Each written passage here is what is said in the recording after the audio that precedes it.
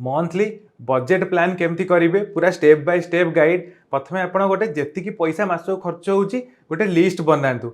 गोटे है fixed list जो थे कौन जे आप रेंट दिखाऊँगी ईएमआई किसी दिखाऊँगी यूटिलिटी बिल है टेलीफोन बिल इलेक्ट्रिक बिल जोटा कि सब मास प्राय सामान सेटा फिक्स्ड तादेह गोटे लिस्ट बनइबे।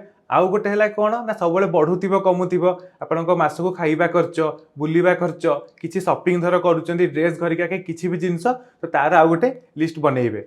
यहाँ आप कौन करेंगे बजेटिंग बढ़िया बढ़िया मोबाइल आप आसिला वालनट है गोटे गूगल बजेट बेली गोटे आप अच्छी कि गूगल सीट आप एक्सेल सीट भी यूज करके बढ़िया बनई पारे। आप लिस्ट बनईदेला सब फोकस करेंगे 50% आप खर्च करेंगे आप नीड्स 30% वांट्स 20% पाखापाखि जमी सेविंग आउ इन्वेस्टमेंट हम ताने आप ट्राए करेंगे मंथली जी आप इनकम रोचे तार जमी 20% आप इन्वेस्ट करूँ गोटे SIP हो कि म्यूचुअल फंड रे हो कि गोटे इमरजेंसी फंड बिल्ड करने। तापर कौन हम प्रत्येक मसरे रिव्यू करेंगे और एडजस्ट करेंगे कौ मसरे बढ़ कौ मसरे कम।